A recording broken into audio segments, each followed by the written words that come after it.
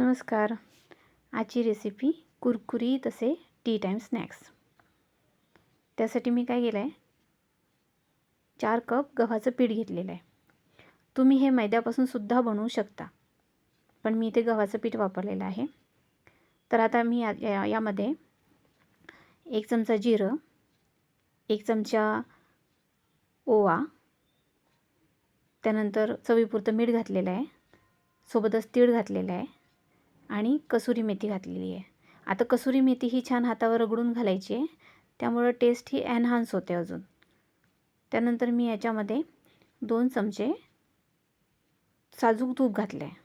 आता हे छान मिक्स करून घेतलेलं आहे. याचा पाण्याने छान आपल्याला गोळा करून घ्यायचा आहे. पीठ बघा थोडं घट्टसरच मळून घ्यायचं आहे. ह्यानंतर मी याला तेल लावून ना हे थोडं साईडला ठेवून देणार आहे. अशा प्रकारे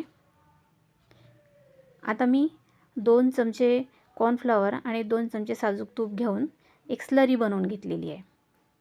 आता काय करायचं आहे, जो पिठाचा गोळा आपण मळलेला होता त्याचे आपल्याला व्हिडिओ दाखवल्याप्रमाणे असे सारखे भाग कापून घ्यायचे आहेत. तुम्ही बघू शकता अशा प्रकारे. आता काय करायचं आहे, याची आपल्याला पोळी लाटून घ्यायची आहे.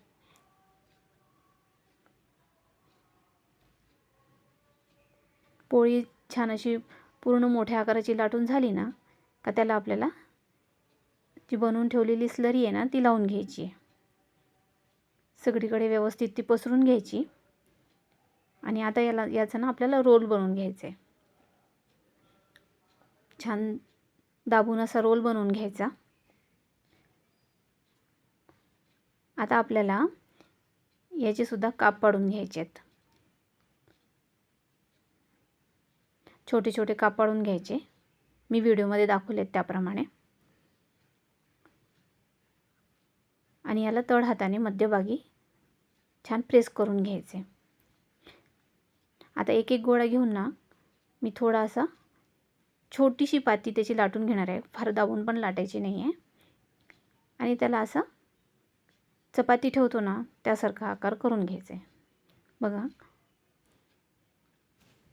घरात काहीतरी बनवताना दिसले, मम्मा मला पण हे बनवायचं आहे असं म्हणणार आणि मला करू लागायला येणार. बघा ना, पोरी कितीही मोठ्या झाल्या आणि काही झाल्या, तिने माझ्यासोबत हे घालवलेले क्षण हे तिच्या आणि माझ्या आठवणीत नेहमी राहणार. चला तर व्हिडिओकडे वळूया. बघा, मी असे काप बनवून घेतलेले आहेत. आता हे तळून घेऊया. असे गोल्डन ब्राऊन तळून घ्यायचे. छान असे कुरकुरीत झालेले आहेत. आता मी काय करणार आहे, कोणाला हे साधंसुद्धा आवडतं जसे तळले तसे, किंवा त्याच्यावर काहीतरी चटमटीत टाकूनसुद्धा आवडतं. तर मी याच्यावरती लाल तिखट आणि चाट मसाला छान टाकून याला एकसारखं छान मिक्स करून घेतलं आहे. तुम्ही पाहू शकता अगदी कुरकुरीत झालेले आहेत, खमंग झालेले आहे आणि खूप छान सुवाससुद्धा सुटलेला आहे.